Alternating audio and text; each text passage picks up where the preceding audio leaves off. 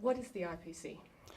The IPC is a set of procedures and tools to classify the severity and nature of food insecurity, and it's also a process by which multiple stakeholders sit around a table and reach technical consensus on the severity of a food security situation. And can you describe to me how that is done? It's done by, first of all, setting up a common reference system so that we all agree as national governments and the international community on what are the standards and outcomes that we agree on that would mean different severity levels of food insecurity. And then when we actually get to a situation where we need to do the analysis, we gather together any relevant data and evidence, and we compare that evidence to our reference table. And the technical experts sit around and they reach technical consensus based on what we call a convergence of evidence towards what phase classification a situation actually is in. It's described as being an objective tool to be able to determine these different levels of food insecurity. Can you tell me why it's considered an objective tool? So the IPC is an objective tool for food security analysis because we adhere to these common reference table and common standards, meaning we have to provide the evidence towards justifying what phase classification we make. And it's objective in that we get multiple stakeholders from different national governments, from NGO community, from the UN community, and from technical agencies, as well as different sectoral expertise. So climate experts, crop production experts, market experts, conflict experts, gender experts sit around a table and they agree on the common classification, which makes it an objective classification in that it's not one person or one particular agency's viewpoint on the situation. Rather, it's objective that we have evidence, we make that evidence available, and we have consensus on what the situation is, which allows decision makers then to act on that. And how was the IPC map used during the Horn of Africa crisis? This most recent one is quite dramatic. The famine declaration in Somalia on July 20th, as soon as that famine declaration was made, because it was used in the IPC standards, and because the international community and national governments knew the standards that were being used, meaning, like I said, a common reference table, the standards for evidence, and the clear criteria in the case of the famine for outcomes related to mortality, malnutrition, and food consumption. As soon as that classification was made and communicated so clearly on the IPC map, there was no bickering amongst different agencies or different actors about what is the situation. There was immediate action on that classification, meaning appeals for millions and millions of dollars, meaning change of policy from different governments on how we interact and work in Somalia. But again, in fact, it was not just Somalia. By having the other neighboring countries using the same classification system, we were able to say that this problem is not just Somalia, that Somalia is in famine according to the IPC classification, but rather other neighboring countries also had what we call emergency levels of food insecurity.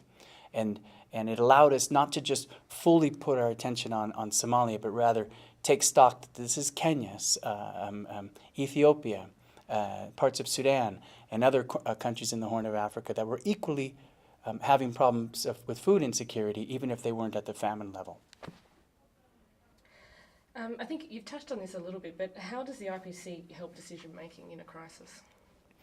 The IPC helps decision-making in a crisis because it answers the core questions that decision makers will always need to have answered no matter what the crisis, no matter where it happens. And those core questions include: how severe is the situation? Where is that severity? Who are the people who are most food insecure? How many are food insecure? And what are the basic causes? So by the IPC providing systematic and consistent answers to those questions, then decision makers are able to take that information on what we call situation analysis and build upon that and think through what is the best type of response and to use that information to advocate for action. So in fact, the whole purpose and design of the IPC is what we call information for action, based on decision makers' needs. And the design of the IPC is always with an eye towards providing decision makers the information that they need in the format and in the time when they need it. At what point was the crisis in the Horn of Africa considered a famine? There were early warnings that it could be a famine coming out as early as May. There were early warnings of impending severe situation for a year in advance. But the word famine and the potential famine possibility was starting to be used in May and then in June very clearly. FSNWG first used that language, again using the same IPC scale. And then nutrition surveys and mortality surveys were conducted, and by mid-July there was enough evidence, because the IPC holds itself to a very strong body of evidence, a criteria for evidence. There was enough evidence that the Food Security and Nutrition Analysis Unit for Somalia, the FAO-led FSNAU, and FSNWG, together with other partners, felt that they had the body of evidence to actually make the declaration that it was famine. So that would have been July 20th. And how important do you think a regional analysis of, or an IPC map that incorporates regional analysis is? I think an IPC map that uses regional analysis is incredibly important for decision making, especially for allocating resources across country and prioritizing. It's important for cross-border analysis, because many of the food security phenomenon that we see between Kenya and Ethiopia, Kenya and Somalia, Kenya and Uganda, Kenya and Sudan, etc., are cross-border phenomena. They have to do with mobile populations of people, issues of cross-border trade, and the like.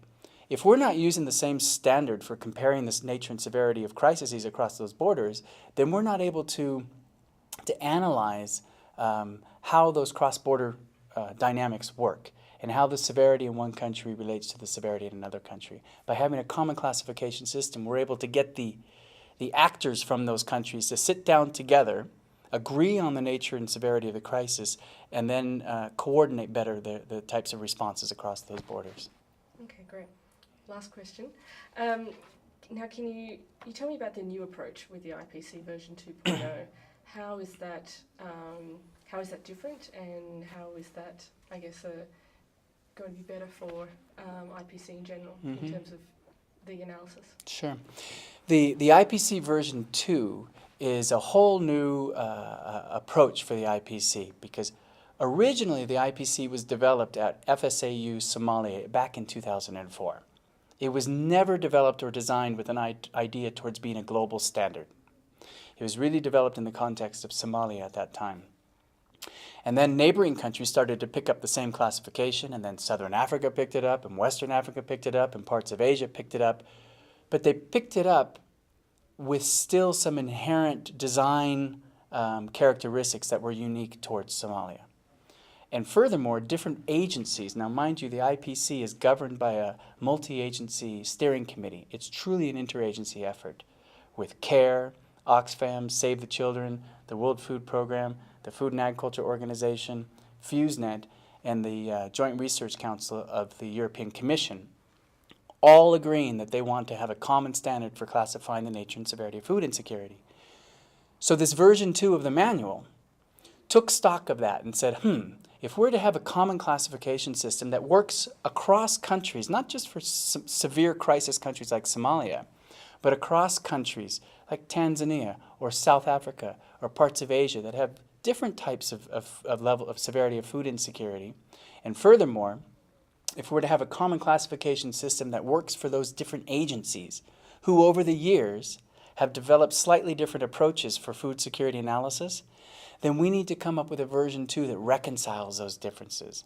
So version 2 actually is a technical compromise to allow us to have a seamless collaboration between different agencies, and to make sure that version 2 is relevant in many different contexts. And one of the big changes with version 2 is we're introducing a chronic food insecurity scale in addition to the acute food insecurity scale, which is really important not just for countries that don't have acute food insecurity, so that now they'll have a chronic scale, so they can allocate resources and prioritize for responses like disaster risk reduction, building resilience, and that kind of thing.